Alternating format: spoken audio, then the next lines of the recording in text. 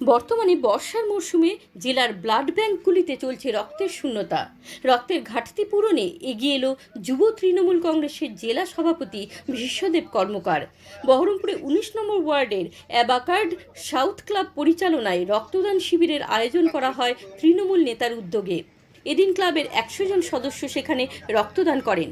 বহরমপুর পৌরসভার ১৯ নম্বর ওয়ার্ডের কাউন্সিলর তথা যুব তৃণমূলের সভাপতি বিশ্বদেব কর্মকার জানান, সারা বছর তারা রক্তদান কর্মসূচি গ্রহণ করে ১৯ নম্বর ওয়ার্ডের বিভিন্ন ক্লাবের মাধ্যম দিয়ে রক্তদান শিবিরের আয়োজন করে থাকেন।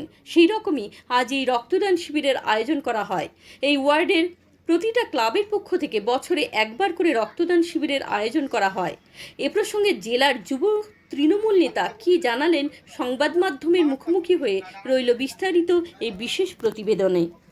১৯ নম্বর ওয়ার্ডের যতগুলো ক্লাব আছে, যেখানে ধরুন আজকে যেমন রাধারঘাট সাউথ ক্লাবের প্রত্যেকটা সদস্য মিলে তৃণমূলের পক্ষ থেকে আমরা এইখানে ব্লাড ডোনেশন ক্যাম্প করছি। প্রায় ১০০ জন ডোনার এই ক্লাবের যারা সদস্যরা আছে প্রত্যেকে তারা রক্ত দিবে। এইভাবেই আমার ওয়ার্ডের যে কটি ক্লাব আছে প্রত্যেকটা ক্লাবকেই আমরা প্রত্যেক মাস না হলেও ২ মাস অন্তর অন্তর একটা করে ব্লাড ডোনেশন ক্যাম্পের ব্যবস্থা করি তৃণমূল যুব কংগ্রেসের পক্ষ থেকে। তো সেইভাবে আজকে সাউথ ক্লাবের সদস্যরা, বিশেষ করে পিকু সহ যারা আছে প্রত্যেককে ধন্যবাদ জানাবো। বিশেষ করে যারা ডোনার, আজকে মঙ্গলবার জানেন এরা প্রত্যেকেই গরিব এলাকার মানুষ, কিন্তু প্রত্যেকে বিভিন্ন দোকানে তারা কাজ করে, জীবিকা নির্বাহ করে।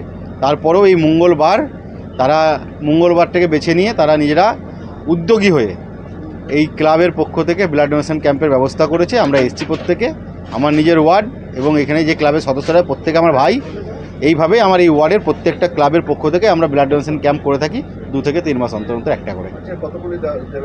১০০টা টার্গেট আছে। এখনও পর্যন্ত যা শুনলাম প্রায় ১৫-১৬টা, মানে ১২টা থেকে শুরু হয়েছে, ১৫-১৬টা হয়ে গেছে, বাকিটা কন্টিনিউ চলবে।